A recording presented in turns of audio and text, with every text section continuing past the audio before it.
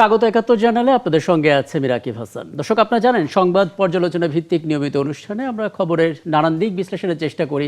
পত্রপত্রিকা, television, digital media এবং অবশ্যই news পোর্টালে যে সমস্ত খবরের শিরোনাম হয়ে থাকে আমরা সেগুলো জানিয়ে দেওয়ার চেষ্টা করি। একই সঙ্গে সেই সমস্ত খবরের সঙ্গে যুক্ত মানুষদেরকেও আমরা সংযুক্ত করি আমাদের আলোচনার টেবিলে। আমাদের স্টুডিওতে এবং অনলাইনে সংযুক্ত থাকা অতিথিরা সে সমস্ত খবরে গভীরে ঢোকেন, আমরা তাদের সেই বিশ্লেষণগুলো জানার চেষ্টা করি, প্রশ্ন করার চেষ্টা করি। আজ আমাদের সঙ্গে সেই ধারাবাহিকতায় আছে সিনিয়র সাংবাদিক আমিনুল ইসলাম কাগজি। জনাব আমিনুল ইসলাম কাগজি, আপনাকে আমন্ত্রণ জানাচ্ছি এবং ধন্যবাদ জানাচ্ছি। রাকিব, আসলে আজকের দিনটা বলা যেতে পারে একটা পররাষ্ট্রের দিন, কারণ আমরা দেখতে পাচ্ছি 4টা গুরুত্বপূর্ণ দেশ তারা আসলে খুব সৌহার্দ্যপূর্ণ কিছু বক্তব্য দিয়েছে। একই সঙ্গে বোঝা যাচ্ছে যে সামনের দিনগুলোতে জিও পলিটিক্সটা খুব ইম্পর্টেন্ট হয়ে দাঁড়াবে এবং সেখান থেকে বাংলাদেশের স্বার্থ বের করে আনাটা একটা চ্যালেঞ্জিং এবং কৌশলগত দক্ষতার। আমরা চেষ্টা করব সেই অংশটি নিয়ে আলাপ করতে।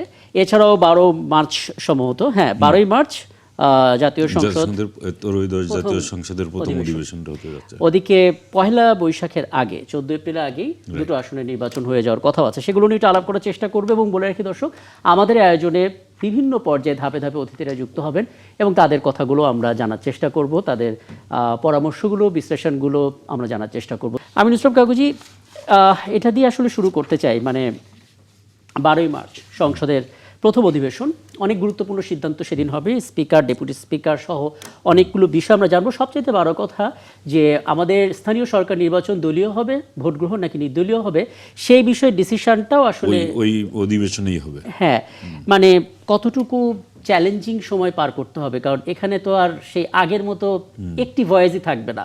শক্তিশালী একটা বিরোধী দল আছে, স্বতন্ত্ররাও আছে, মানে চাইলেই যে কোনো কিছু হবে না। উচ্চকক্ষ বলেও একটা ব্যাপার থাকবে পরবর্তীতে।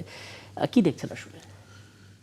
এটা দিয়ে শুরু করব। এটা দিয়ে আমরা শুরু করি, তারপর আমরা মুক্তিযুদ্ধের প্রসঙ্গটাও আসবো। আজকেই স্বরাষ্ট্রমন্ত্রী সালাউদ্দিন আহমেদ এই ঘোষণাটা দিয়েছেন। তিনি যেহেতু বলেছেন যে প্রেসিডেন্ট প্রধানমন্ত্রীর সঙ্গে পরামর্শ করেই এই আহ্বান, ত্রয়োদশ জাতীয় সংসদের প্রথম অধিবেশন তিনি আহ্বান করবেন। আচ্ছা, এখন এখানে কেউ কিছু এখনো বলে নাই, তবে মনে হচ্ছে যে প্রথম অধিবেশনটা কেমন হবে এটা কিন্তু এখন থেকেই গবেষণা শুরু হয়ে যাবে। যে স্পিকার নেই, ডেপুটি স্পিকার জেলখানায়, তাহলে এই যে জয়েন্ট সেশন যেটা সভাপতিত্ব করার কথা হচ্ছে বিগত দিনের যে স্পিকার, সেই স্পিকার নেই, তাহলে কে করবেন? এটা একটা আমার কাছে মনে হচ্ছে হয়তো পরবর্তীতে, যেহেতু এটা একটা পলিটিক্যাল ইস্যু, কোনভাবে যে এটার সমাধান হবে সেটা এখনও আলোচনার বিষয় আছে। 2 নম্বর, একেবারেই ছেড়ে দেওয়ার, মানে কি বলবো, যে সেটাও কিন্তু হয়তো আলোচনার মধ্যে আসবে। সেটা হচ্ছে সংসদ সদস্যরা, একদিকে বিএনপি শুধুমাত্র সংসদ সদস্য হিসাবে শপথ গ্রহণ করেছেন, আর ওদিকে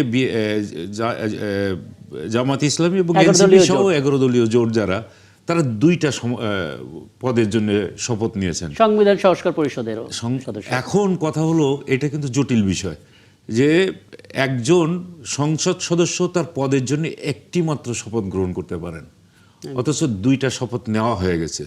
কোন শপথটাকে এখন কাউন্ট করবে? এটা সাংবিধানিক প্রশ্ন। আচ্ছা, তারপরে আমাদের সংবিধানে স্পষ্ট করে বলা আছে, যেমন প্রধান বিচারপতি, প্রেসিডেন্ট বা প্রধানমন্ত্রী যিনি শপথ গ্রহণ করবেন, কার কাছে করবেন, কি শপথ গ্রহণ করবেন, এটা স্পেসিফিক বলা আছে। কিন্তু এর বাইরে আপনার যাওয়ার কোনো সুযোগ নেই। কিন্তু সংবিধান সংস্কার কমিশন কার কাছে, ওই কমিশনের সদস্যরা কার কাছে যে শপথ নেবেন, এটা স্পেসিফিক কোনো কিছু এখনো পর্যন্ত নেই। তাহলে তারা নিয়েছেন। আর সবসময় আমরা সরকারি আদেশ যা কিছু হোক না কেন, লাস্ট যে আদেশ হয় সেই আদেশটাকেই কিন্তু আমরা ধরে থাকি। এখানে শপথ গ্রহণ করার ক্ষেত্রে জামাত ইসলামীর, তারপরে এনসিপির, মানে 11 দলীয় জোটে যারা আছে, তারা কিন্তু শেষ যে শপথটা গ্রহণ করেছেন সেটা হচ্ছে সংবিধান সংস্কার পরিষদের সদস্য হিসাবে। তাহলে তারা কি হিসাবে কাউন্ট হবেন এখন? এই যে এখন তারা সংসদ সদস্য হিসাবে হবেন নাকি সংস্কার কমিশনের সদস্য হিসাবে মানে বিবেচিত হবেন, সেটা ক্লিয়ার করা কিন্তু খুবই জরুরি। একেবারে এটা কিন্তু হেলায় ফেলায় আপনি যে ছেড়ে দিবেন তা না, এখানে একেবারেই সাংবিধানিক প্রশ্ন জড়িত। কাকে মানে কিভাবে তারা এখানে আসবে। এবং এটা খুব গুরুত্বপূর্ণ বিষয়, 12ই মার্চটা আসলে সবারই চোখ থাকবে, অবশ্যই চোখ থাকবে, এবং এটাকে এই বিষয়গুলো সমাধান না করে ওখানে কিভাবে বসবেন আমি তো বুঝতে পারছি না। একদম। আমি আসলে সংবিধান নিয়ে আলাপটা এখানে থামাই, কারণ আরো অনেকগুলো চমৎকার শিরোনাম দেখলাম যেগুলো আলাপ করা যায়। শামসুজ্জামান দুদু আমাদের সঙ্গে আছেন, তার কাছে এই বিষয়টি একটু জানতে চাই। শামসুজ্জামান দুদু, আপনাকে আমন্ত্রণ জানাচ্ছি ৭১ জানালে। আমরা মানে খুব যৌক্তিকভাবে এই প্রশ্নটা অনেকের মাথায় আসবেন, বিশেষ করে যারা আসলে মুক্তিযুদ্ধ নিয়ে গবেষণা করেন বা তরুণ প্রজন্ম যারা মুক্তিযুদ্ধ সম্বন্ধে জানতে চান, তারা আসলে আপনাদের মতো রাজনীতিবিদদের কাছ থেকে এই প্রশ্নের উত্তরটা আসলে খুঁজতে চাইবেন যে সরকার বদল হয়, ঠিক আছে, সিস্টেম বদলাবে, পরিকল্পনা বদলাবে, কিন্তু মুক্তিযোদ্ধাদের তালিকা নিয়ে এত সংযোজন বিয়োজন কেন হয়? মানে আমরা কি রাজনীতি জায়গাটা ক্ষেত্রে মুক্তিযুদ্ধকেও ব্যবহার করেছি, চেতনা নিয়ে ব্যবসা করেছি, দিন শেষে আমরা আসলে মুক্তিযোদ্ধাদের তালিকাটা নিয়েও কি একই পথে হেঁটেছি? মানে এই জটিলতাটা আসলে কোথায় দেখেন আপনি? এ নিয়ে আপনার সঙ্গে আমি কোনোভাবেই ভিন্নমত পোষণ করছি না। জি, আপনি সর্বশেষ যেটা বললেন দলীয় ভিত্তিতে যে ঘটনাগুলো সাধারণত আমাদের দেশে সর্বশেষ সরকারের মধ্য দিয়ে আমরা লক্ষ্য করেছি যে অতীতে যেসব সরকার নানান বিবেচনার ভিত্তিতে, নানান পরীক্ষা নিরীক্ষার ভিত্তিতে মুক্তিযুদ্ধের তালিকা তৈরি করেছিল, সেটিকে গত ১৬-১৭ বছর ধরে যে সরকারটা ছিল সেই সরকার এটা একেবারেই তারা তাদের বিবেচনা, তাদের দৃষ্টিভঙ্গি তারা তাদের মতো করে পেয়েছে। রাজনৈতিক মানে যারা মুক্তিযুদ্ধের সঙ্গে শুধু সম্পৃক্ত ছিলেন না, পরিচিত মুখপাত্র, তাদের সবাইকে মানে শুধুমাত্র রাজনৈতিক বিবেচনায় বা কারণে তাদেরকে বাদ দিয়ে দেওয়া হয়েছে। এটা একেবারে দলীয়করণ করা হয়েছে। তো সেটি যদি আমি নতুন করে যখন করবো সত্যিকারের মুক্তিযুদ্ধ, সেটা সেই জায়গাটা যদি প্রশ্ন ওঠে, তাহলে যদি কেউ আবার অভিযোগ করে প্রতিটি সরকারের ফ্যাসিবাদী নীতিকে রক্ষা করার জন্য তাদের তালিকা, তাদের শাসন, তাদের উদ্যোগ কোনোভাবেই আমরা পরিত্যাগ করতে চাচ্ছি না, তাহলে তো একটা ভয়ঙ্কর ঘটনা।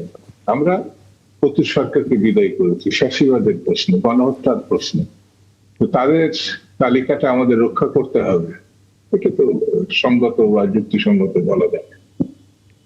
সেই কারণে আমার কাছে মনে হয় এই মুক্তিযুদ্ধের প্রশ্নে যে বিষয়টি এসেছে এবং আমরা দীর্ঘ লড়াই, সংগ্রাম, আন্দোলন, রক্ত এসবের মধ্য দিয়ে কিন্তু পরবর্তীতে একটি ভালো নির্বাচনের কথাটা আমরা বলেছি, গ্রহণযোগ্য নির্বাচন, স্বচ্ছ, সেটি কিন্তু গত 12ই ফেব্রুয়ারি আমরা মানে মানুষ এই ভোট দেওয়ার অধিকারটা হারিয়ে ফেলেছে। তারা অনেক তরুণ প্রজন্মের আছে এইবার যার বয়স প্রায় 35 হয়ে গেছে, তারা কিন্তু গত 3টা নির্বাচনে কোনো সুযোগ তারা পায় নাই। একেবারে নির্দিষ্ট পরিমাণে কিছু মানুষজনকে তারা ভোট দিতে পেরেছে, অথবা আদৌ কেউ ভোট দেয়নি, ভোট দিয়ে দেওয়া হয়েছে। তার থেকেও আমরা বেরিয়ে এসছি।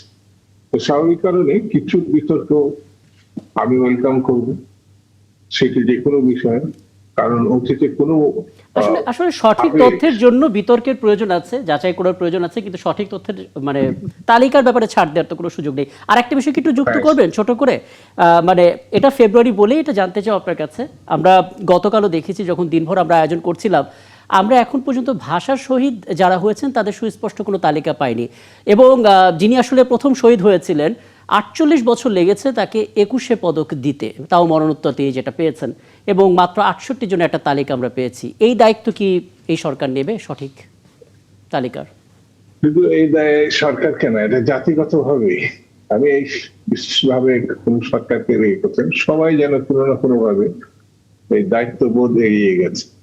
সর্বশেষ যেহেতু এখন বিএনপি সরকার বা নির্বাচিত সরকার বা তারেক রহমান সাহেবের প্রধানমন্ত্রীতে একটি সরকার প্রতিষ্ঠিত হয়েছে, তো অতীতে যে বিষয়গুলো আমরা দায়িত্ব জ্ঞানহীনতা বলি বা যে কোনো ভাবে হোক আমরা অবহেলাজনিত কারণে এড়িয়ে গেছে, বর্তমানে সেটা এড়িয়ে যাওয়ার কোনো সুযোগ নাই। কোনো সুযোগ নেই। আমি আসলে আপনার এই গুরুত্বপূর্ণ মন্তব্যটাই আসলে জানতে চাইছিলাম। আমরা আসলে মূল আলাপে এখনো ঢুকিনি, কারণ অনেকগুলো বিষয় আমাদের হাতে আছে।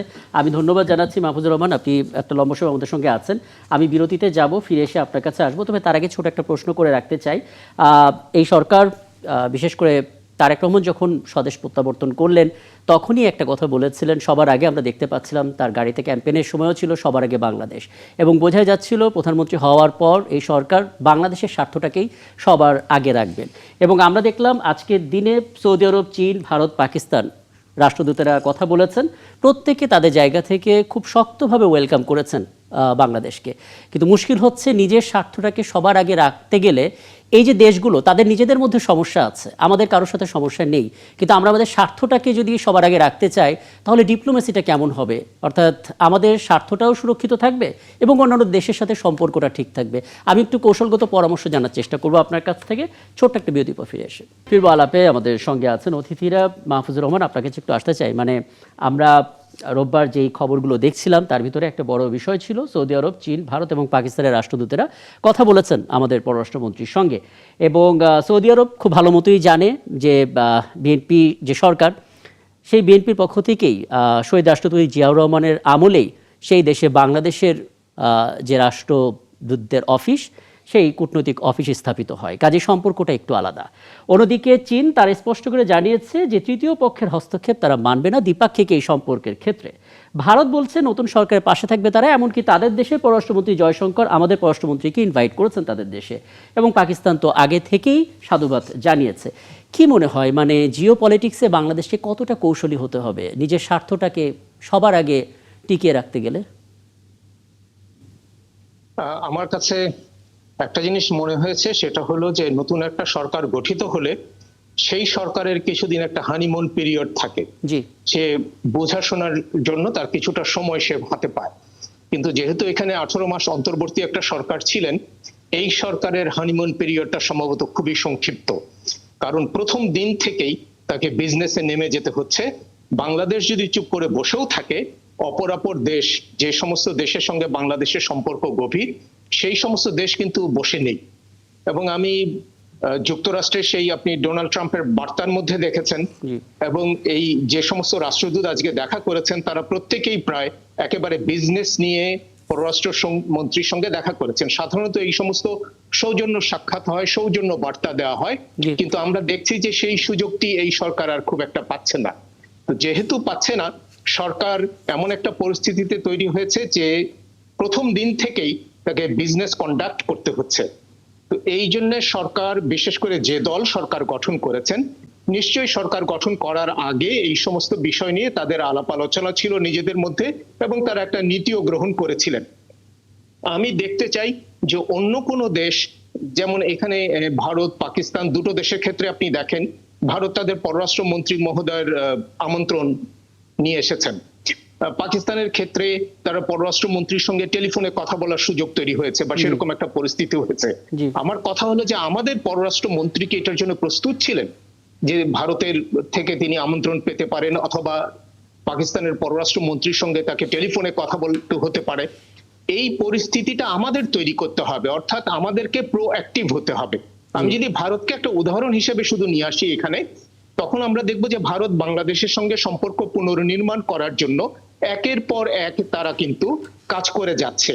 হ্যাঁ, সেখানে প্রাক্তন প্রধানমন্ত্রী তার জানা যায়, এবং দিল্লিতে যখন শোক বই খোলা হয় সেটা স্বাক্ষরে, কিংবা ভারতের লোকসভায় সেখানে শোক প্রস্তাব উত্থাপনের ক্ষেত্রে, সমস্ত ক্ষেত্রে কিন্তু তারা সমস্ত সুযোগ গ্রহণ করেছে এবং সদিচ্ছাও দেখিয়েছে বাংলাদেশের সঙ্গে সম্পর্ক পুনর্নির্মাণ করার জন্য।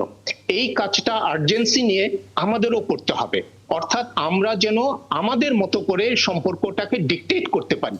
পররাষ্ট্র সম্পর্কের ক্ষেত্রে আমি আমার স্বার্থ দেখব, অন্য একটা দেশ অন্য দেশের স্বার্থ দেখবে, কিন্তু আমার স্বার্থের সঙ্গে তার স্বার্থের যেন কোনো রকম সংঘাত তৈরি না হয়, সেটা উত্তরণের জন্য আমাকে প্রস্তুত হতে হবে এবং আমাকে প্রোঅ্যাক্টিভ হয়ে, অর্থাৎ আমাকে এগিয়ে আসতে হবে, এবং আমি যাতে ডিকটেট করতে পারি যে কবে আমি দিল্লি যাব, কবে ইসলামাবাদ যাব, কবে কাঠমান্ডু যাব, কবে কলম্বো যাব, এটা যেন আমার পরিকল্পনার মধ্য দিয়ে হয়। কারণ সরকারি কর্তা ব্যক্তিরা আপনারা আগেও দেখেছেন, আমি কোনো উদাহরণ দিতে চাই না, যে তারা যত্রতত্র আপনার ফরেন ট্যুর গ্রহণ করেন, অনেকগুলোই পরবর্তী দেখা যায় যে বাংলাদেশের স্বার্থ অতটা রক্ষা হয়নি। তো এই সমস্ত ক্ষেত্রে এই জন্য পররাষ্ট্রমন্ত্রী যদি কোথাও যান, তিনি ফিরে এসে পররাষ্ট্র মন্ত্রণালয়কে জানাবেন, প্রধানমন্ত্রীকে জানাবেন, ক্যাবিনেটকে জানাবেন, পার্লামেন্টকে জানাবেন, parliamentary standing committee on foreign affairs আছে তাদেরকে জানাবেন, যাতে একটা জবাবদিহিতা তৈরি হয় এবং স্বচ্ছতা তৈরি হয়। অর্থাৎ কেবল বেড়াতে যাওয়া না, আমরা যদি দিল্লি যাই বা ইসলামাবাদে যাই বা ওয়াশিংটনে যাই, সেখানে যেন আমি আমার স্বার্থটা নিয়ে যাই এবং সেই স্বার্থ কতটা রক্ষা করতে পারলাম সেটা যেন ফিরে এসে আমি রিপোর্ট করতে পারি। মাহফুজ সাহেব, আপনাকে একটা প্রশ্ন এখানে করতে চাচ্ছিলাম, সেটা হচ্ছে আচ্ছা, সেটা হচ্ছে যে চীনের রাষ্ট্রদূত একটা কথা বলেছেন যে আমাদের সম্পর্কের মধ্যে যাতে তৃতীয় কোনো পক্ষ ডিকটেট করতে না পারে বা হস্তক্ষেপ করতে না পারে, এইরকম একটা কথা বলেছেন। কিন্তু এটা বলার মধ্য দিয়ে তিনি কি ইঙ্গিতটা করছেন একটু বলতে পারেন? ভারতের ইঙ্গিত করলেন কি না? ঠিক আছে, আমি একটু খোলামেলা ভাবেই বলি। আপনারা যদি দেখেন যে এর আগে মার্কিন যুক্তরাষ্ট্রের প্রেসিডেন্ট যে বার্তাটা, শুভেচ্ছা বার্তাটা পাঠিয়েছেন, সেই শুভেচ্ছা বার্তার মধ্যেও এমন একটা ইঙ্গিত আছে যে তারা এশিয়া প্যাসিফিক অঞ্চলের নিরাপত্তা নিয়ে কথা বলেছে। একইভাবে চীনও হয়তো সেই ধরনের একটা ইঙ্গিত দিতে চেয়েছে যে যেন অন্য কোনো দেশের প্রতি আমরা চীনের সঙ্গে সম্পর্ক নির্মাণ করার ক্ষেত্রে অন্য কোনো দেশের সঙ্গে সম্পর্ক যেন সেটার উপরে প্রভাব না ফেলে। একদম পরিষ্কার। আমি এখানে জনাব শামসুজ্জামান দুদু আপনার একটা মন্তব্য নিতে চাই। দেখুন, যখন বিভিন্ন দেশ আমাদের ভিসাগুলো বন্ধ করছিল, মধ্যপ্রাচ্যে আমাদের কর্মীদের নেওয়া বন্ধ করছিল, আমাদের যে বলার মতো গ্রাউন্ড সেটা আসলে ছিল না, কারণ আসলেই আমরা এমন কিছু করছিলাম যার জন্য এগুলো আমাদের প্রাপ্যই ছিল। আমাদের কর্মীদেরকে যখন প্রবাসী কল্যাণ মন্ত্রণালয়ের মধ্যে পাঠানো হচ্ছিল, তখন তাদেরকে কোনো রকমের কারিগরি শিক্ষা ছাড়াই কেবল আদম ব্যবসায়ীদের সাথে একটা এজেন্সির যোগসূত্রের মাধ্যমে তাদেরকে সে দেশে পাচার করা হচ্ছিল এক অর্থে, এবং সেই ফলাফল আমরা দেখেছি। মানে এই জটিল জায়গাগুলো যদি আমরা ঠিকঠাক না করি, তাহলে যেটা আসলে মাহফুজুর রহমান চমৎকার করে বলছিলেন, প্রোঅ্যাক্টিভ ডিপ্লোমেসি, সেটা কিভাবে করব? মানে আমাদের নিজেদের জায়গাটাই তো এতদিন ঠিক ছিল না। আমি একেবারে আপনার সঙ্গে, মাহফুজ ভাইকে ধন্যবাদ, তিনি পার্শ্ববর্তী আমাদের নিকট প্রতিবেশী দেশ সম্বন্ধে চমৎকার একটা ব্যাখ্যা দিয়েছে। এবং আরেকটি কথা তিনি বলেছেন, এটা হানিমুন পিরিয়ড চলছে, অর্থাৎ একটা নতুন সরকার আসছে, তার যত প্রস্তুতি থাকবে না কেন একটি সুনির্দিষ্ট সময়ের তাকে দিতে হবে। এবং অতীত আমরা জানি, প্রতি সরকার সম্বন্ধে আমরা জানি, এবং অন্তর্বর্তীকালীন সরকার সম্বন্ধে কম বেশি জানি। যেমন অন্তর্বর্তী সরকারের কাছে আমাদের বড় মানে চাওয়াটা ছিল, এটা বোধহয় কেউ দ্বিমত করবেন না, সেই ডক্টর মোহাম্মদ ইউনূস সাহেব সারা বিশ্বে পরিচিত এবং তার গ্রহণযোগ্যতা নিয়ে কোনো ভিন্ন মত বা বেশি বিরোধিতা নাই। আমরা সবাই মনে করছিলাম হাজার হাজার কোটি টাকা যে আমাদের বিদেশে পাচার হয়েছিল, হয়তো ডক্টর মোহাম্মদ ইউনূস সাহেবের নেতৃত্বে বড় অংশটা আমরা পাবো, কিন্তু কতটুকু হয়েছে আমরা সবাই এটা কম বেশি জানি। এই জায়গাটা কতটুকু আইন শৃঙ্খলার ক্ষেত্রেও কিন্তু খুব চমৎকার অবস্থায় তিনি রেখে গেছেন, এটা বলা যাবে। ঠিক তেমনি বিদেশে যেসব জায়গাগুলো আমাদের খুবই ঘনিষ্ঠ ছিল, খুবই কাছে ছিল, নানান কারণে পুষ্টির সুবিধার্থে বা মহল বিশেষ সুবিধার্থে আমরা সেগুলো হারিয়েছি। সেইগুলো যেমন জাপানে আমরা মানে কয়েক লক্ষ লোক পাঠাবো, এটা জাপানে বসে থাকা অবস্থাতেই ডক্টর মোহাম্মদ ইউনূস সাহেব বলেছিলেন, কিন্তু কতগুলো লোক গেছে, কিভাবে গেছে বা আদৌ সেটা কতটুকু করা গেছে কেউই জানে না, কেউ জানে না। সেই জন্য এই জায়গাটাও বলা যায় একটা বিশৃঙ্খলাপূর্ণ মানে অবস্থার প্রেক্ষিতে যে অবস্থাটা তৈরি হয়েছে, তার থেকে বের করে আনার জন্য বর্তমান সরকারকে, যেটা বিএনপি সরকার এবং যার কাছে প্রত্যাশা সীমাহীন, তাদের দক্ষতার, বিচক্ষণতার, সঠিক নেতৃত্বে একদম একদম আছে বলে আমরা মনে করি। আচ্ছা, আমি আপনার কাছে একটু একটা বিষয় জানতে চাই আমিনুল ইসলাম কাগুজি, আপনার সাংবাদিকতার অভিজ্ঞতা থেকে একটু বলবেন, মানে আপনার কাছে কি মনে হচ্ছে দ্বিপাক্ষিক সম্পর্কের ক্ষেত্রে তৃতীয় পক্ষের হস্তক্ষেপ মানবে না চীন? মানে প্রশ্ন হচ্ছে হস্তক্ষেপ মানবে না বলতে এখানে আমার কাছেও ত্রিপক্ষটা আসলে কি? এখানে তৃতীয় পক্ষ চীন কি আসলে এটা ডিকটেট করতে পারে কিনা। যেমন আমরা দুইজন বসে আছি, আপনার আমার মধ্যেকার একটা সম্পর্ক আছে, এখন এখানে আমাদের দুইজনের মধ্যে একটা সম্পর্ক থাকবে, কিন্তু তৃতীয় আমার সঙ্গে আবার কে সম্পর্ক করবে, কে এখানে এসে কাজ করবে না করবে, সেটাকে আপনি ডিকটেট করতে পারেন কিনা, এটা বলার অধিকার আমার আছে কি না এর অধিকার এটা একটু আমার কাছে মনে হয়েছে যে একটু বেশি আগ বাড়িয়ে কথাটা আসলো কিনা।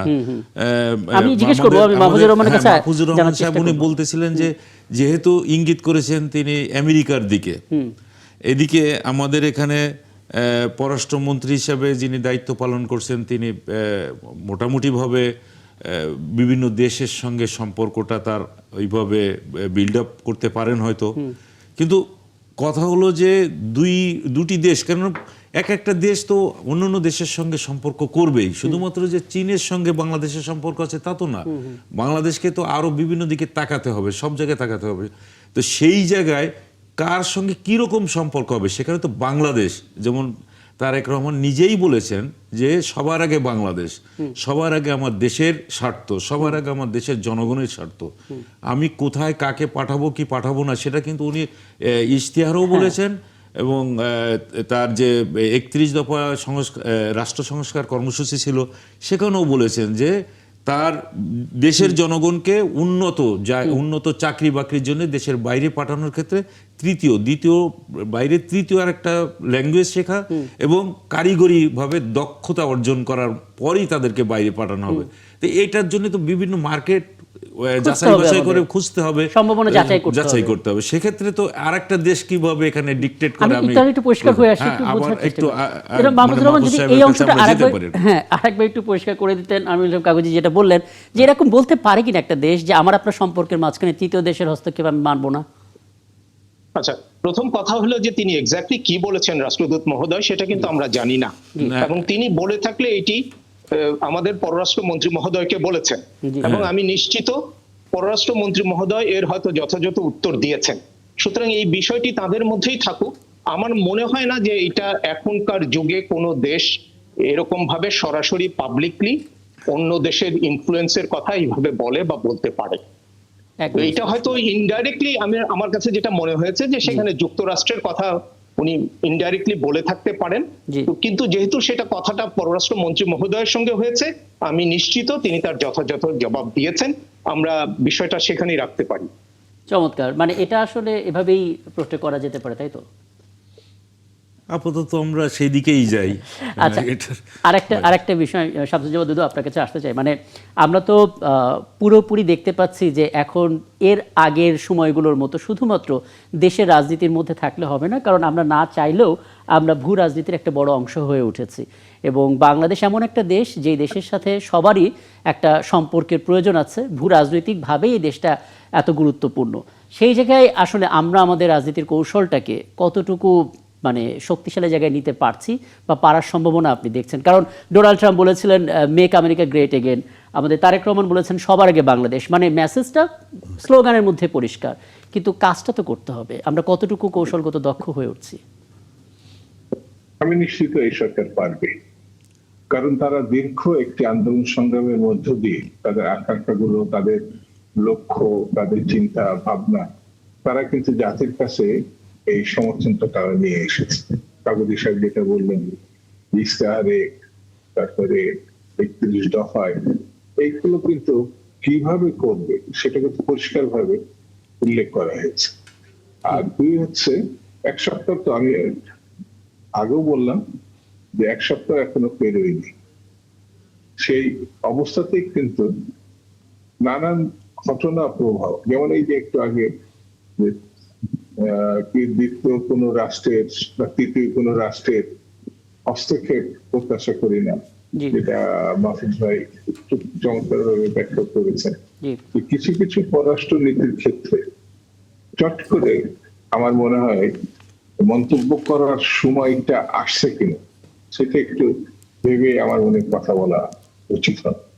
এখানে আমেরিকার সঙ্গে যেমন আমাদের সম্পর্কের প্রয়োজন আছে, চীনের সঙ্গে, এমনকি ভারতের সঙ্গে সম্পর্ক রক্ষার একটি বা উন্নত করার একটি অবস্থা দরকার আছে বলে আমি এবং একদম একদম আমার মানে দল- অন্তত এই বিষয়টা জনাব মাহফুজুর রহমান যেভাবে ব্যাখ্যা করেছেন, আমার মনে হয় এরপরে আসলে বলার কিছু থাকে না, কারণ বোঝাই যাচ্ছে যে যেহেতু পররাষ্ট্রমন্ত্রীর সঙ্গে একান্ত আলাপচারিতা হয়েছে, আমাদের দিক থেকে এবং একটা রেসপন্স যেটুক ছিল। আমার কাছেও মনে হচ্ছে ওইরকমই, যে যেটুক হয়তো আমরা বাইরে শুনতে পাচ্ছি, এটা তো কোনো নির্ভরযোগ্য সোর্স কিনা, একদম একদম এটা তো বাইরেই কথাটা বলা কারণ হয়েছে। আজকাল- ভিতরে যে কথাটা হ্যাঁ। আলোচনা হয়েছে, পররাষ্ট্র মন্ত্রণালয়ের যে স্টেটমেন্ট, সেই স্টেটমেন্টে কিন্তু এই কথাটা নেই। একদম এভাবে শক্ত করে নেই, শক্ত তবে করে সেখানে নেই। বলেছিল যে দ্বিপাক্ষিক সম্পর্কটাকে উপরে সবচেয়ে বেশি জোর দেওয়া হবে এবং সেখানে কোনো প্রভাবকে হ্যাঁ, বরদাস্ত করা যে হবে না। চীনা রাষ্ট্রদূত তিনি ঠিক মানে মনে হলো যেভাবে বলেছেন, সেটা হচ্ছে যে সম্পর্কে মানে হস্তক্ষেপ করতে চাইলে তা ব্যর্থ হবে। ব্যর্থ হবে। ব্যর্থ হবে মানে মানে হ্যাঁ, এখানে বলা হচ্ছে যে এটা কিন্তু কোন সোর্সকে হয়তো কোট করে করা হয়েছে, কিন্তু আমার কাছে মনে হচ্ছে বুঝতে না যে তাদের মধ্যকার কেমন আলোচনা হয়েছে এবং কি জবাব পররাষ্ট্রমন্ত্রী দিয়েছেন, যেটা মাহফুজুর রহমান সাহেব কিন্তু বললেন যে কি ধরনের জবাব দিয়েছেন সেটা তো আর আমরা জানি না। জানি না, এবং সুযোগ থাকলে হয়তো সেটাও আমরা জানার চেষ্টা করব। জনাব মাহফুজুর রহমান, একটা বিষয় আমি আমি আমি একটা কথা বলি ছোট করে, কাবুলি হয়েছে সুন্দর টেনে, যে আমি যেটা আগেও বললাম যে 7 দিনের সময় জানি হ্যাঁ। পরিস্থিতি জটিল করবো কিনা জি হ্যাঁ, নাকি স্বাভাবিক রাখবো, এটা স্বাভাবিক, মাহফুজ ভাইয়ের অবশ্যই। একটা ইঙ্গিত আছে। হুম, সেই জন্য যে সূত্র বা বিভিন্ন বিষয়, এই যে কথাটি আসছে তৃতীয় পক্ষের, জি তো এই দিকটা আমার মনে হয় ওইভাবে আদৌ আসছে কিনা বা ওইভাবে এখন বলার কোনো প্রয়োজন আছে কিনা, এটা আমার মনে হয় একটু ভেবে দেখার অবকাশ আছে। একদম একদম জনাব মাহফুজুর রহমান, আরেকটা বিষয়, মানে আমরা দেখলাম যে ভারতের পররাষ্ট্রমন্ত্রী জয়শঙ্কর বাংলাদেশের পররাষ্ট্রমন্ত্রীকে আমন্ত্রণ জানিয়েছেন, অথচ ঠিক তার বিপরীত চিত্র আমরা মাস দুয়েক আগে দেখছিলাম। সেই দেশটা ভিসা বন্ধ করে দিল, আমাদের এখান থেকে ভারতের অ্যাম্বাসিতে তালা ঝুলিয়ে দেওয়া হলো, মানে একদম 360 ডিগ্রি বদলে যাওয়ার যে দৃশ্যপট, এটা আসলে কি ধরনের বার্তা দিচ্ছে? মানে প্রথমত আমাদের দেশের উপরে বিগত সময়ের যে এক ধরনের আধিপত্য ছিল, এবং আরেকটা শব্দ হচ্ছে আগ্রহ, এখানে আসলে কোনটা দেখছেন আপনি? সামহাও এখন তো রাজনীতিতে আপনার ওই মেটিকুলাস শব্দটা খুব একটা খারাপ কনোটেশনে ব্যবহার করা হচ্ছে, একদম কিন্তু সেইভাবে যদি আমি না ব্যবহার করি, ভালোভাবে ব্যবহার করি, তাহলে আমার কাছে ভারতের যে উদ্যোগগুলো নেওয়া হয়েছে আমার কাছে মনে হয়েছে যে ভেরি মেটিকুলাসলি তারা বাংলাদেশের সঙ্গে সম্পর্ক উন্নয়নের জন্য একের পর এক পদক্ষেপ নিচ্ছে। তো এগুলো কিন্তু তাদের দিক থেকে একটা সদিচ্ছার প্রমাণ তারা দিয়েছে। তারা প্রথম থেকেই বলেছে যে একটা নির্বাচিত সরকারের সঙ্গে তারা এনগেজড হতে চায়। এখন আপনি পছন্দ করেন না করেন, এইটা ছিল ভারতের অবস্থান। আচ্ছা, আর আমি মনে করি যে আমাদের এখন আর ওই 18 মাসের দিকে পেছনের দিকে না তাকিয়ে সামনের দিকে তাকানো উচিত, কেননা সম্ভাবনার জায়গাটা এত বেশি যে আমরা ওই অতীত টেনে এই সম্পর্কটাকে যেন আর নষ্ট না করি, বরঞ্চ যেটা অলরেডি নষ্ট হয়ে গেছে এই সম্পর্কটা এখান থেকে পুনর্নির্মাণ করা উচিত, যাতে দুদেশের জনগণ উপকৃত হয়, এবং সেটার আমি সম্ভাবনা দেখতে পাচ্ছি। সুতরাং এটা আমাদের এই সম্ভাবনাটা গ্রহণ করা উচিত। না আপনার কথা শুনে এটা স্পষ্ট যে আমাদের প্রত্যেকের গ্রহণ করা উচিত, কারণ এত বড় একটা দেশ, আমাদের বন্ধুত্বের একটা প্রতিবেশী। জায়গা থাকবে প্রতিবেশী হিসেবে। একটা প্রতিবেশী হ্যাঁ। দেশ, আমরা যত যাই করি না কেন, বন্ধু হয়তো পরিবর্তন করা যায়, কিন্তু প্রতিবেশী পরিবর্তন করা যায় না, এটা যায় না। কিন্তু সবচেয়ে বড় কথা। এখন মুশকিলটা কিন্তু হচ্ছে আপনি যে যদি নিজে প্রস্তুত না হন, হ্যাঁ, তাহলে কিন্তু আপনি পিছিয়ে যাবেন। পিছিয়ে, রাইট। কিন্তু মাহফুজুর রহমান, সুতরাং ধরুন আপনাকে নিজেকে আমাদের প্রস্তুত একটা হতে হবে। আমাদের রাজনৈতিকভাবে পররাষ্ট্রগতভাবে খুব চমৎকার একটা সিদ্ধান্ত আমরা ধরুন নিলাম, ভারতের সাথে সেই সম্পর্কটা আমাদের ভালো হতে শুরু করলো। গতকাল আমরা দেখেছি, ইনফ্যাক্ট গত পরশুদিন আমরা দেখলাম যে ভিসাগুলো আবারও চালু হয়ে যাচ্ছে, অর্থাৎ ভারত বাংলাদেশের যে যাতায়াত, সেই যাতায়াতটা স্বাভাবিক হচ্ছে। কিন্তু কোনো না কোনো মহল যদি এখন রাস্তায় নেমে আবারও সে আধিপত্যবাদ ইস্যুটাকে সামনে আনে, তাহলে একটা ভুল বার্তা যায় কিনা, সেটা আসলে কিভাবে আমরা আলোচনার মাধ্যমে হোক বা যে করে হোক একটা সমাধানের জায়গায় নিতে পারি? না, একটা সহজ, একটা দেশের সঙ্গে আপনার অনেক রকম ক্ষেত্রে আপনার সম্পর্ক থাকে। তো কোনো একটা জায়গায় যদি আপনি দেখেন যে টানাপোড়েন বা বৈরিতা তৈরি হয়েছে, জি। তখন সেই বিষয়টা সেখানে স্থিতাবস্থায় রাখেন, রেখে অন্যান্য বিষয়গুলোতে আপনি সম্পর্ক উন্নয়নের চেষ্টা করেন। যেমন আপনি ভিসা চালু করেন, বাণিজ্যে যে বাধাগুলো আছে দূর করার চেষ্টা করেন, নদী নিয়ে আপনি পানি বন্টন নিয়ে আলাপ আলোচনা শুরু করেন। এইরকম আস্তে আস্তে এগুতে এগুতে যেখানে আপনি বৈরী সম্পর্ক আছে তখন সেই জটটা খোলার চেষ্টা করেন। আপনি যদি প্রথমেই ধরে নেন যে আমার সঙ্গে একটা বৈরিতা আছে সুতরাং আমি আর এগোবো না, তাহলে আপনি কোনোদিন এগোতে পারবেন না। মাহফুজুর রহমানের বক্তব্য বরাবরই স্পষ্ট, এবং শামসুজ্জামান দুদু আপনি নিজেও শুনলেন, কিন্তু আপনি নিজেও দেখতে পাচ্ছেন যে ছোট্ট একটা শব্দ মব, সেই মব আসলে পরিস্থিতি বিশৃঙ্খল করে দেয়। দুটো দেশের সম্পর্কর ভেতরে আলোচনা হোক, প্রতিবাদ হোক, প্রতিলিপি জারি করা হোক, নানা কিছু করে সমাধান হতে পারতো। সেখানে যদি কোনো মব তৈরি হয়, সেটা সমাধান করা তো খুব জরুরি। এ আলাপে নিশ্চয়ই আপনিও থাকবেন। বর্তমান সরকার কিন্তু স্পষ্ট করে বলেছেন মব সংস্কৃতির আর সুযোগ নাই। জি, এটা যেমন সরকার বলেছে, আমার মনে হয় সামগ্রিক ভাবে যারা দেশ পরিচালনা করবে, বিএনপি সরকার বা জনাব তারেক রহমান সাহেবের নেতৃত্বে, জি, সেটি আইন শৃঙ্খলা পরিস্থিতি আপনাকে যে কোনো ভাবে, যে কোনো অর্থে, যে কোনো শর্তে আপনাকে পূর্ণ প্রতিষ্ঠা করতে হবে।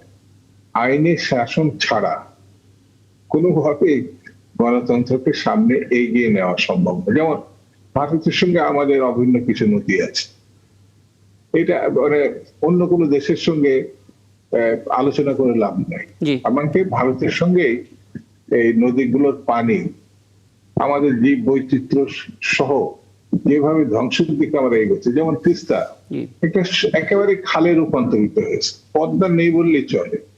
তো এই বিষয়গুলো যত তড়িৎ ভাবে আমরা মীমাংসার দিকে নিতে পারবো, এবং সেটি মীমাংসিত করতে পারলে আমাদের আর্থসামাজিক অবস্থা যেভাবে পরিবর্তন হবে, এটা তো আমার মনে হয় যত বেশি অতীতে ফেলে রাখা হয়েছে, যে ক্ষতিগ্রস্ত হয়েছে আমরা, বর্তমানে ফেলে রাখলে তার থেকে আরো দ্বিগুণ মানে কার্যকরী অনেক বিষয় আছে, অনেক বড় ক্যানভাস আসলে, সেগুলো অনেক সমস্যার সমাধানের দিকেই ফোকাস করা উচিত।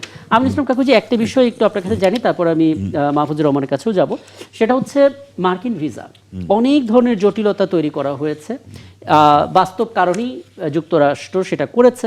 প্রথমত যারা সেখানে ছিলেন, অভিযোগ আছে প্রবাসী অনেক বাংলাদেশিরা দীর্ঘদিন ধরে আসলে আয়কর দিতেন না, এবং তারা একটা জরিপ করেছে। জরিপে সবচেয়ে বেশি এই তালিকায় বাংলাদেশিদের নাম ছিল, যে কারণে আসলে ইমিগ্রেশনের ক্ষেত্রে একটা বড় ধরনের কড়াকড়ি করা হয়েছে।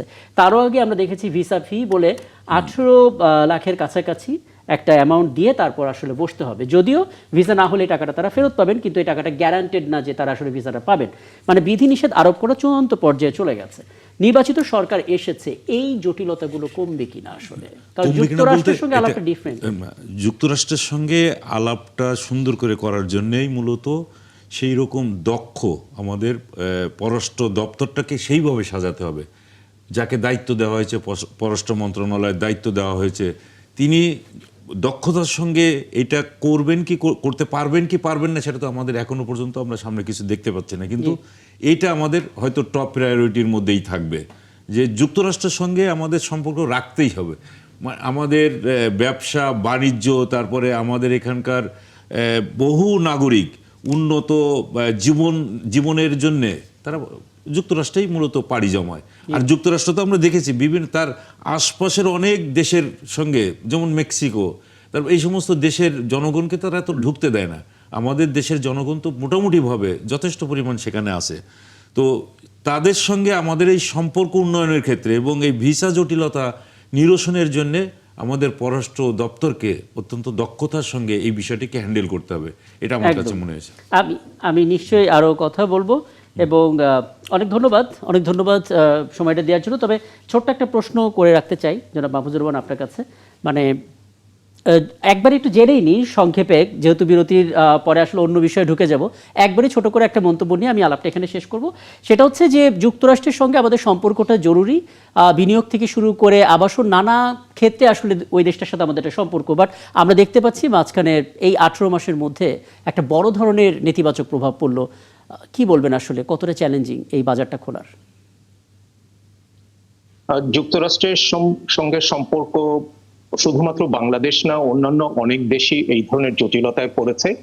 কেননা যুক্তরাষ্ট্রের পার্টিকুলারলি রিপাবলিকান সরকার বা ডোনাল্ড ট্রাম্পের নেতৃত্বাধীন সরকার এসে তারা কূটনীতি এবং আন্তর্জাতিক নেগোসিয়েশনের অনেক নর্ম তারা বদলে দিয়েছে। যেমন যে জিনিসটা বিশ্ব বাণিজ্য সংস্থায় আলোচিত হওয়ার কথা সেটা নিজেরা করছে, যেটা ট্রেড রিপ্রেজেন্টেটিভ মানে ওদের বাণিজ্য মন্ত্রীর আলাপ আলোচনা করার কথা সেটা রাষ্ট্রপতি করছে। এইরকম অনেক কিছু করার কারণে আমরা এখন একটা নতুন ধরনের যুক্তরাষ্ট্র দেখছি। জি তো সেইটা একবার যেহেতু এই পরিবর্তনটা হয়ে গেছে, যদি রিপাবলিকান সরকার নাও থাকে তারপরও দেখা যাবে যে এই ধারাটা হয়তো বা কিছু না কিছু মাত্রায় রয়ে থেকে যাবে। যাবে। সুতরাং আমাদেরকে এই পরিবর্তিত পরিস্থিতিতে আমাদেরকে নতুন করে আমাদের কূটনীতিও সেইভাবে একটুখানি সাজাতে হবে।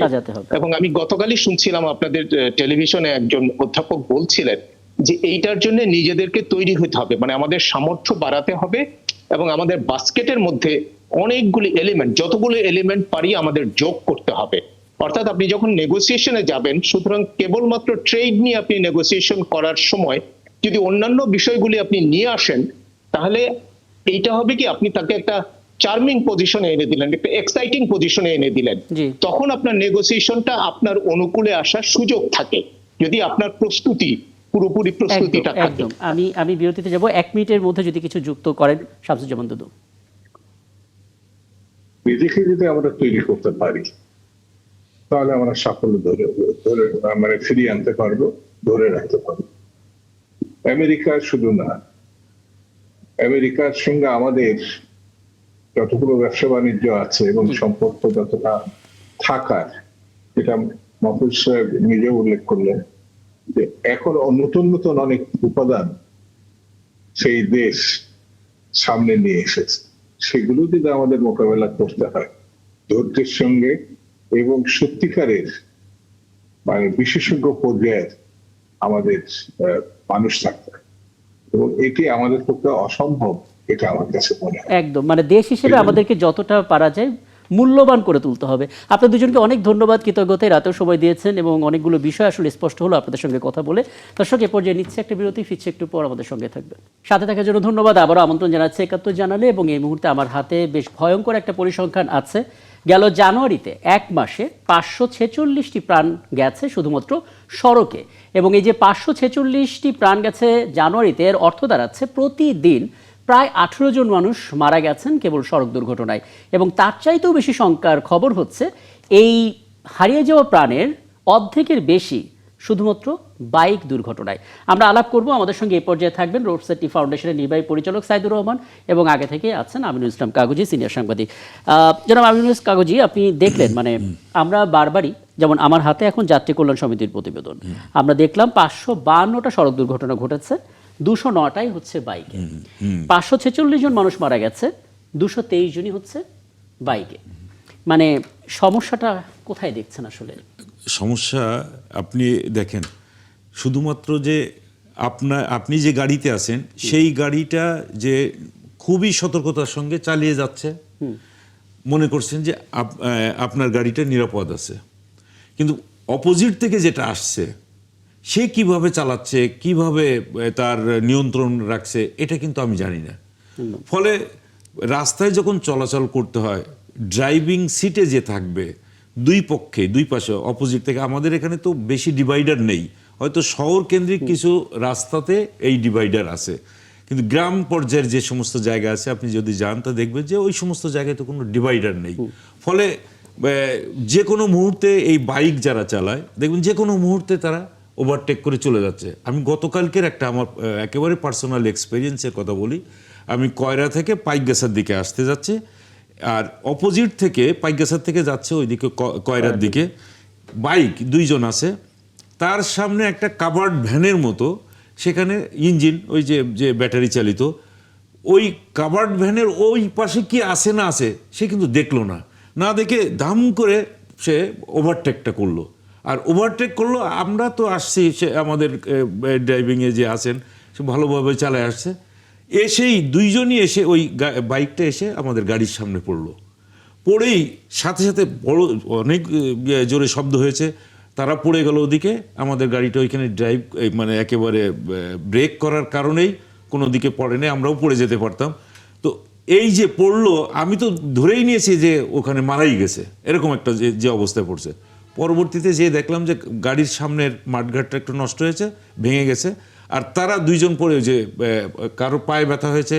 তো আমি প্রথমেই জানতে চাইলাম যে তোমরা কেউ ব্যথা ট্যাথা পেয়েছো কিনা, তো বললো যে হয়তো সামান্য ব্যথা, কিন্তু এই যে মারা যেতে পারতো। আপনার এই ঘটনার উপলব্ধি কি হলো? সমস্যাটা কি গতি নাকি রং? না, ওই যে অসতর্ক, সামনে কি আছে না আছে সে দেখলো না।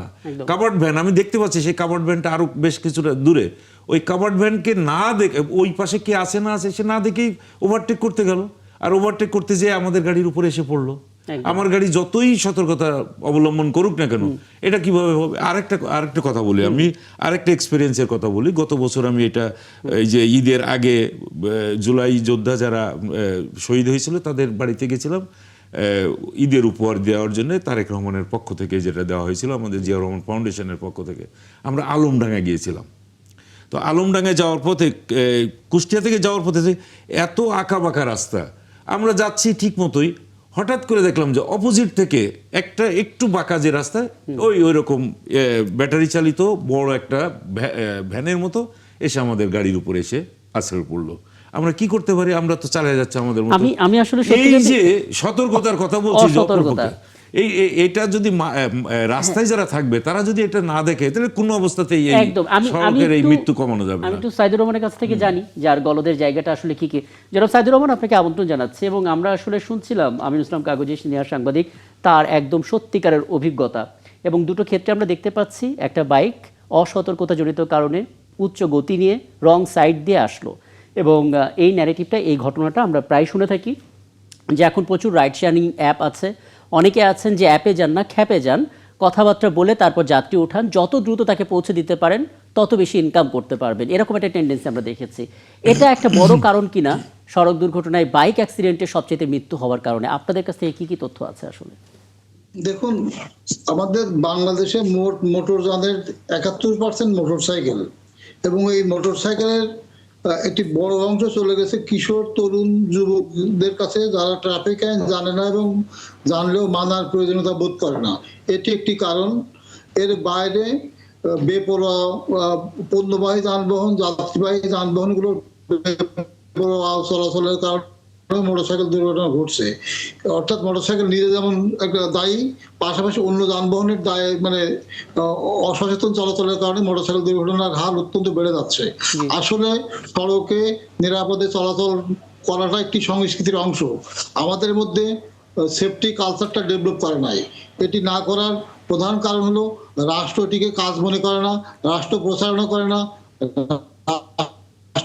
যে সংশ্লিষ্ট কর্তৃপক্ষ আছে তারা দায়িত্ব পালন করেন না। এটি একটি কারণ। আরেকটি কারণ হচ্ছে মানুষ তাগিদ বোধ করে না।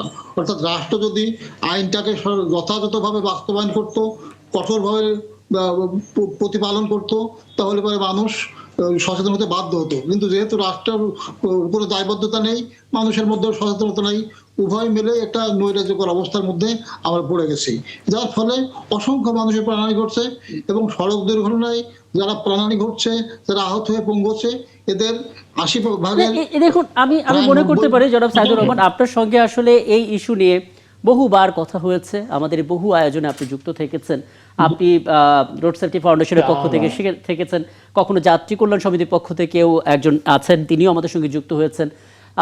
সব জায়গায় গিয়ে একটা প্রশ্নে এসে কোনো উত্তর আমরা পাই না, সেটা হচ্ছে রাষ্ট্রর কোনো সদিচ্ছা যদি থেকে থাকে তাহলে তো জিনিসটা সমাধান হয়ে যায়। কিন্তু আমরা দেখতে পেলাম সদিচ্ছার একটা বড় অভাব, পাশাপাশি বিগত সময়েও আমরা দেখলাম একটা স্বার্থের জায়গা আছে। অর্থাৎ যারা ফিটনেসবিহীন গাড়ি পরিচালনা করছেন তাদের মালিক পক্ষের সঙ্গে সরাসরি রাজনীতিবিদ যারা আছেন তাদের কোনো না কোনো ব্যবসায়িক সম্পর্ক থাকে, যে কারণে তারা চাইলেও করেন না বা করলে লস হবে দেখে তারা করেন না। এরকম কি পেয়েছেন? সমঝোতার চাঁদাবাজি আছে এখানে, সমঝোতার চাঁদাবাজি আছে মালিক পক্ষের সাথে, শ্রমিকদের সাথে, ক্ষমতাসীন দলের, সরকারের কিছু মানুষের সমঝোতার চাঁদাবাজি আছে, যার কারণে এখানে শৃঙ্খলা প্রতিষ্ঠিত হয় না। মানে এটা হচ্ছে বিগত সময় সরকারের কথা বলছেন? মানে এই সরকার তো এখন 7 দিন সব সময়। আচ্ছা। এবং যখন যদি সড়কে শৃঙ্খলা প্রতিষ্ঠিত হয়ে যায় তাহলে দুর্নীতির সুযোগ থাকবে না, চাঁদাবাজির সুযোগ থাকবে না। সুতরাং এই দুর্নীতি এবং চাঁদাবাজি বহাল রাখার জন্য শৃঙ্খলা প্রতিষ্ঠা করা হয় না। এবং এখানে শৃঙ্খলা প্রতিষ্ঠার নামে শুধু কমিটি গঠন, সুপারিশমালা তৈরির মধ্যেই ঘুরপাক খায়, লোক দেখানো, আর কিছু না। এবং এই জন্য আমরা মনে করি যে বাংলাদেশের সড়ক দুর্ঘটনায় যে মানুষগুলো মারা যায়, এগুলো কাঠামোগত হত্যাকাণ্ড, এগুলো দুর্ঘটনা না। এটা রাষ্ট্রের ব্যর্থতার কারণে রাষ্ট্র ইচ্ছে করে এই অব্যবস্থা জারি রেখে মানুষকে হত্যা করে। খুব স্পষ্ট বক্তব্য। আমিনুল ইসলাম কাগজি, আপনি একটু বলবেন মানে একটু আমি বলি, তার কারণ হলো গতকালকেই আমি ওই যে কথা বলছিলাম, আমি গতকালকে না আজকেই ফেরার পথেই আমি দেখলাম যে এই যে এক্সপ্রেস হাইওয়েতে অনেক গাড়ি দাঁড়িয়ে আছে। কিছুক্ষণ পরে মনে হলো যে এই গাড়িগুলো সব পুলিশে আটকাচ্ছে, তো ওই গাড়িগুলো তো ওখানে থাকবে না, লাইনটা বেশ লম্বা লাইন হয়েছে, কিছুক্ষণ পরে হয়তো ওগুলো ছেড়ে দেওয়া হবে, নিশ্চিতভাবে তাদের কাছ থেকে কিছু টাকা পয়সা পাবে, এটা করবেই। এই কাজটা করার পরে ওই গাড়িগুলো ছেড়ে দিবে, ও আবার ওই অন্যায়টা করবে। তাহলে তার বিরুদ্ধে যদি পানিশমেন্টের ব্যবস্থা, শাস্তির যদি ব্যবস্থা না থাকে, আমরা এই কাজটা করি না। অনেক অনেক দেশেই তো আছে যে একজন অ্যাক্সিডেন্ট করার পরে কার দায় বেশি বা কে দায়বদ্ধ, তাকে যদি শাস্তির আওতায় না আনা হয়, তাহলে কিভাবে এই সমস্ত দুর্ঘটনা রোধ করা যাবে? আর একটা কথা হলো যে মানে আমি যেটা বলতে চাচ্ছিলাম, বাইকের ঘটনাটা আমাদের এখন বেশি হচ্ছে। তো এখন বাইক যারা চালাবে, বাইক যারা কিনবে, বাইকের হাতে যাদের যাবে, তাদের একটা নির্দিষ্ট বয়স অন্তত দিয়ে দেওয়া উচিত, যে যার অন্তত রেসপন্সিবিলিটি আছে তার হাতেই তো একটা বাইক তুলে দেবেন। না হলে সে তো রাস্তায় যে কোন দিক থেকে কোন দিকে চালাবে, কার উপরে যে পড়বে, এটাও দেখা যায় না। আপনি দেখেন না মাঝে মধ্যে যে বাচ্চারা যেভাবে গাড়িটা চালায়, কোন ফাঁক দিয়ে কোথা দিয়ে যায়, মানে চোখ তো মানে আশ্চর্য হয়ে যাই আমরা। এবং হুট করে দেখা গেল যে আপনার ঘাড়ের উপরে এসে এমন শব্দ করে চলে গেল। তো এইগুলো নিয়ন্ত্রণ করবে কারা? যারা রাস্তায় থাকবে, আইন শৃঙ্খলা বজায় রাখবে যারা, তাদের তো দায়িত্ব কিছু থাকে। আমি একটু আলাপ করে নিই, তারা যদি টাকা পয়সা নিয়েই যদি ছেড়ে দিয়ে দেয়, এটা খুবই হতাশাজনক। সাইদুর রহমান, এতদিনের যে অভিজ্ঞতা, এতদিনে আপনাদের যে পর্যবেক্ষণ, সেই সমস্ত বিষয়ে নিশ্চয়ই আপনাদের কিছু সুপারিশও আপনারা তুলে ধরেছেন। নতুন প্রধানমন্ত্রী তারেক রহমান তিনি 180 দিনের যেই প্ল্যানগুলো নিয়েছেন, তার ভিতরে একটা বড় অংশ জুড়ে এই যানজটের বিষয়টাও আছে।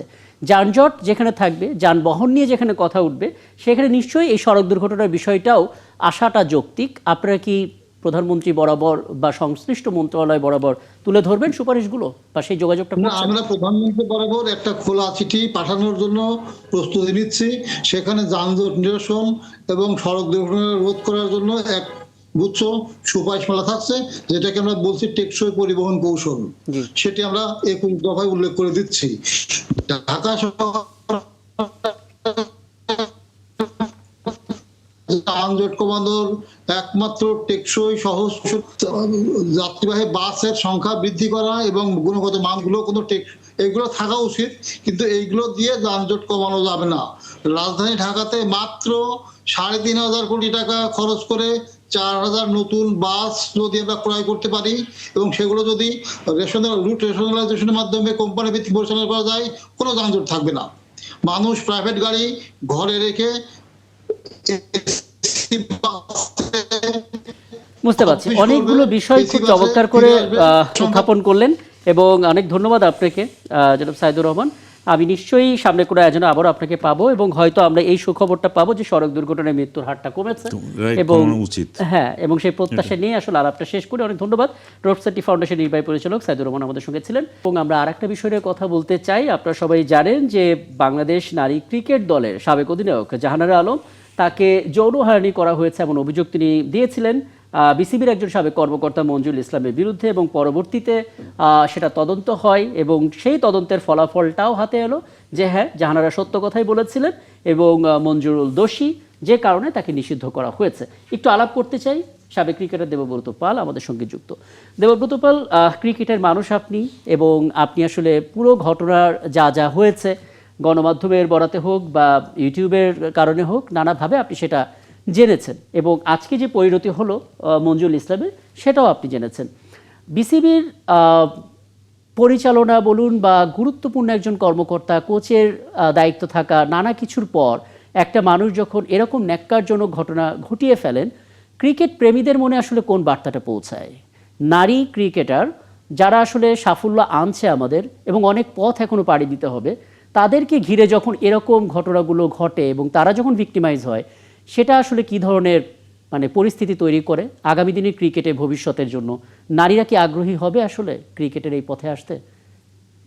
আপনি কিন্তু অনেক গুরুত্বপূর্ণ কয়েকটা প্রশ্নের মাঝে কিন্তু কয়েকটা গুরুত্বপূর্ণ বাক্য বলেছেন। অনেকগুলো নারী ক্রিকেটারদের নিরাপত্তা নিয়ে কথা বলেছেন, বর্তমান ক্রিকেট বোর্ডের ভাবমূর্তি আপনার প্রশ্নের মধ্যে আমি যতটুকু বুঝেছি এসেছে, এবং নারীরা ক্রিকেট বোর্ডে কতটুকু নিরাপদ সেই প্রসঙ্গ এসেছে।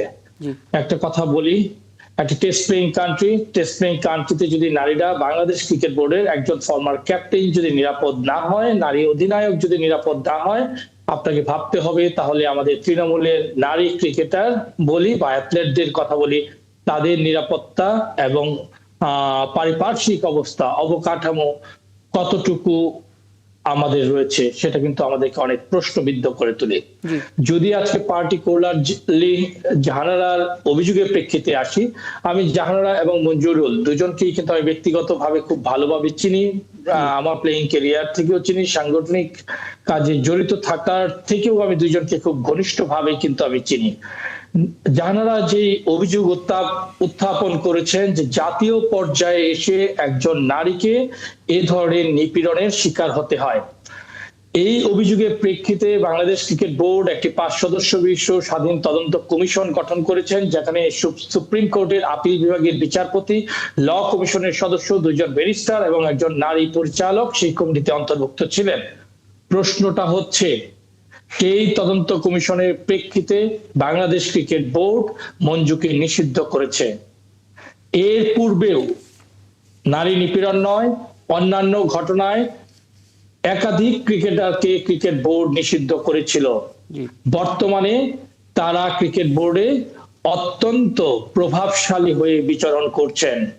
প্রশ্ন রয়ে গেছে, মঞ্জুর বিরুদ্ধে আনিত অভিযোগ, এটা কি নিপীড়নের জন্য তাকে নিষিদ্ধ করা হয়েছে, নাকি অসদাচরণ বা হয়রানির জন্য করা হয়েছে?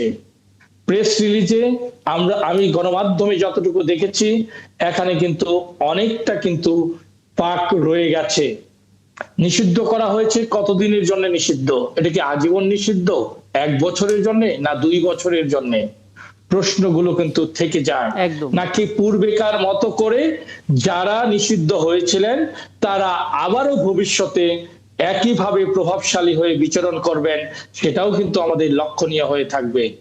কাজেই গণমাধ্যমের যে সত্যতা আমি দেখেছি, এখনো পার্টিকুলার পড়িনি প্রতিবেদনটি, এবং ক্রিকেট বোর্ডের যে স্টেটমেন্ট দেখেছি, আমার কাছে মনে হয়েছে, আমি 2টা প্রশ্ন করেছি, অভিযোগ প্রমাণিত হয়েছে সেটা কি হয়রানি, নাকি অসদাচরণ, নাকি নারী নিপীড়ন করা হয়েছে? আরেকটি প্রশ্ন, কত দিনের জন্য নিষিদ্ধ হয়েছে? 1 মাস, 2 মাস, 1 বছর, নাকি আজীবন? ক্রিকেট বোর্ড এখানে সুনির্দিষ্ট করে কোনো বক্তব্য এখন পর্যন্ত আমরাও পাইনি। আমি আশা করব স্বাধীন তদন্ত কমিশন যেটা গঠন করা হয়েছে, আমি মনে করি এই তদন্ত কমিশন ক্রীড়া মন্ত্রণালয়ের যে নির্দেশনা রয়েছে এবং 2009-এর যে নিপীড়ন নীতিমালা রয়েছে সেই প্রেক্ষিতেই তারা এটি করেছেন।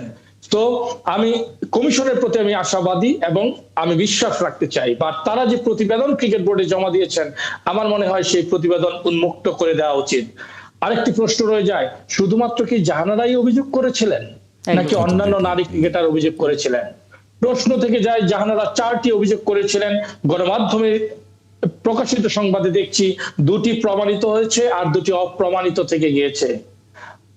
এটা হতেই পারে, বাট অন্যান্য নারী ক্রিকেটার যারা অভিযোগ করেছিলেন তাদের ব্যাপারে ক্রিকেট বোর্ডের অবস্থানটি স্পষ্ট করা উচিত ছিল, যে অন্যান্য অভিযোগগুলো সত্য নয় কি? এগুলো কিন্তু আমরা দেখতে পাইনি। আমি আশা করব ক্রিকেট বোর্ডে নারী ক্রিকেটারদের সুরক্ষায়, আমি দীর্ঘদিন যাবৎ বলছি, প্রতিটি প্রতিষ্ঠানে, প্রতিটি শিক্ষা প্রতিষ্ঠান এবং অন্যান্য জায়গায় নারী নিপীড়নের জন্য নীতিমালা থাকে। বাংলাদেশ ক্রিকেট বোর্ডের মতো একটি পেশাদার এবং আন্তর্জাতিক প্রতিষ্ঠানের সঙ্গে সংযুক্ত প্রতিষ্ঠান, এই ধরনের নীতিমালা অবশ্যই থাকা উচিত। তাহলে কিন্তু নারীরা যে কোনো সময় তাদের অভিযোগগুলো সম্পর্কে তাৎক্ষণিক বক্তব্য প্রদান করতে পারবেন। আপনি খুব কম সময় কথা বললেন, কিন্তু কম সময় আপনি চোখে আঙুল দিয়ে দেখিয়ে দিলেন কতগুলো গলদ এখানে রয়েছে। আর একটা ছোট্ট বিষয় আপনার কাছে জেনে তারপর আমি ইসলাম কাগজে আপনার কাছে আসবো, সেটা হচ্ছে দেবব্রত পাল, আমরা যে জিনিসটা চিন্তা করছি যে একটা গোষ্ঠী নারীদের খেলাধুলার ক্ষেত্রে অনেক রকমের বাধা তৈরি করেছিল, এমনকি ঘর বাড়ি পুড়িয়ে পর্যন্ত দিয়েছিল, ফুটবল খেলাতে বাধা দিয়েছিল। এখন এই ঘটনা ঘটার পর এই জিনিসগুলো আরও বেশি শক্তিশালী হয়ে উঠবে কিনা, অর্থাৎ ক্রীড়াঙ্গন যে নারীদের জন্য সেফ না, এই ব্র্যান্ডিংটা কোনো না কোনো মহল তৈরি করতে পারে কিনা এই একটা ঘটনাকে সামনে এনে, তাতে করে নারীরা খেলাধুলায় আগ্রহী হয়ে নাও উঠতে পারে কিনা? দেখুন, আমার কাছে মনে হয় বর্তমানে গত 1.5 বছরে আমরা কিছু মব দেখেছি, কিছু সন্ত্রাসী কার্যক্রম দেখেছি, যেগুলো আমাদের নারী অ্যাথলেটদের বিরুদ্ধে কিন্তু যায়, তাদের নিরাপত্তাকে ক্ষতিগ্রস্ত করে বলে আমি মনে করি। কিন্তু একটি গণতান্ত্রিক সরকার যখন নির্বাচিত হয়ে রাষ্ট্র পরিচালনার দায়িত্ব নেয়, এবং বর্তমান সরকার আপনি দেখবেন তাদের নির্বাচনী ইশতেহার সহ সবকিছুতে নারী অধিকারকে প্রাধান্য দিয়েছেন। তো আমাদেরকে আস্থা রাখতে হবে এই গণতান্ত্রিক সরকার তাদের ইশতেহারে যে নারী অগ্রগতি এবং নারীর অধিকারকে যে প্রাধান্য দিয়েছেন সেটা তারা অক্ষুণ্ণ রাখবেন। আমি যদি দেখি, আপনি দেখবেন যে আমাদের বিগত প্রধানমন্ত্রী নারী ছিলেন, দেশনেত্রী বেগম খালেদা জিয়া 3বার প্রধানমন্ত্রী ছিলেন, তারাও কিন্তু নারী ছিলেন। আপনি দেখবেন যে বিএনপি সরকার কিন্তু নারীর অগ্রগামী, নারী শিক্ষা বলি, অবৈতনিক বেতন কাঠামো বলি, অত্যন্ত গুরুত্বপূর্ণ ভূমিকা কিন্তু বিগত দিনে পালন করেছে।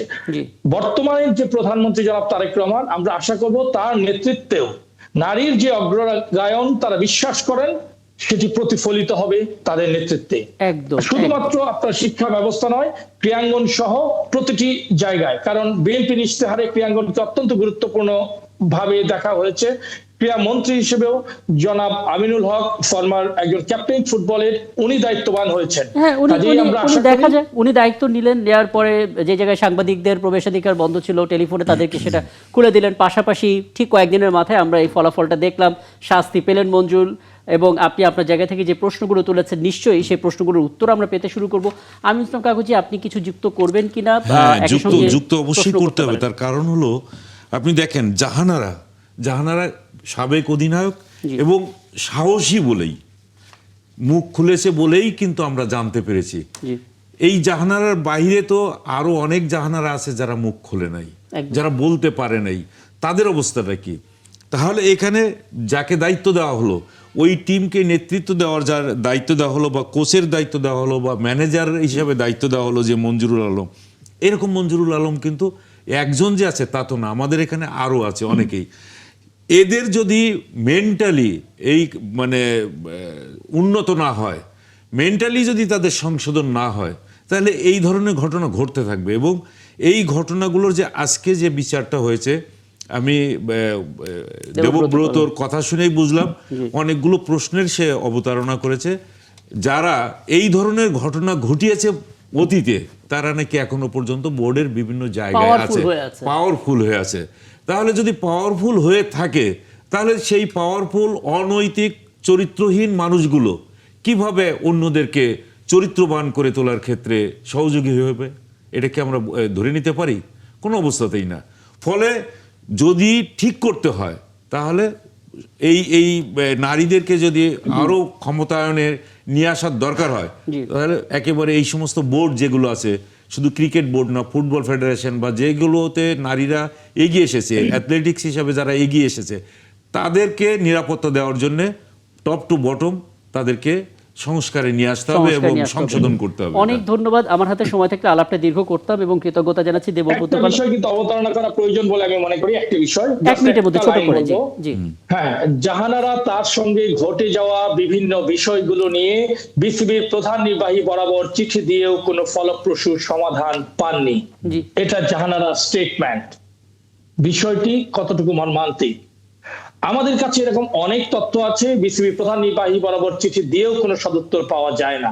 কাজেই একজন যাদের কথা আপনি বললেন, যারা অপরাধী হওয়ার পরও পাওয়ারফুল হয়ে ঘুরে বেড়াচ্ছেন, তাদের পরিচয়, তাদের তালিকা এবং তাদের বিরুদ্ধে কি ব্যবস্থা নেওয়া যায়, সেগুলো নিয়ে আপনারা আপনাদের দিক থেকে ফরওয়ার্ড ক্রিকেটার যারা কোনো মুভমেন্টের মধ্যে যাবেন, যেহেতু নতুন একটা সরকার দায়িত্ব নিয়েছে?